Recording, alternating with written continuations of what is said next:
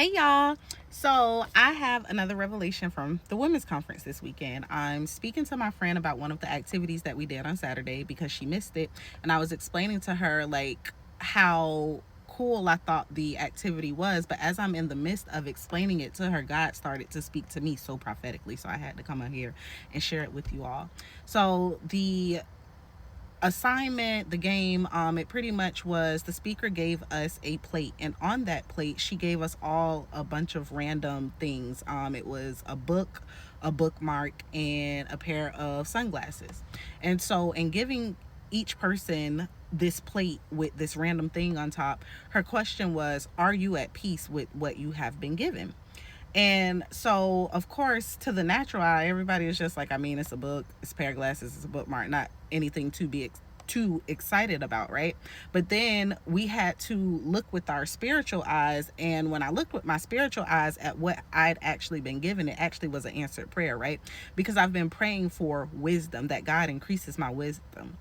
And so I was explaining to my friend how no matter how many times the speaker tried to give me the book, it kept falling off of my plate. It kept slipping and sliding off of my plate, but I kept picking it back up.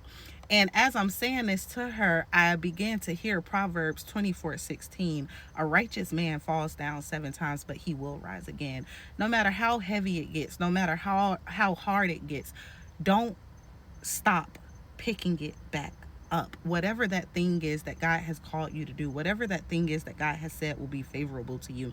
Oftentimes, when God sends us to a place, we want to be comfortable. We want to know before we even get there that it's going to go the way that He says that it's going to go. But if He shows us the full picture, how do we trust Him? How do we build the wisdom that we need for the journey? Where's the processing in that? Sometimes we just want to know every little thing before we decide if we're going to go or not. And God says, if you trust me, if you're faithful enough, you will go even blinded.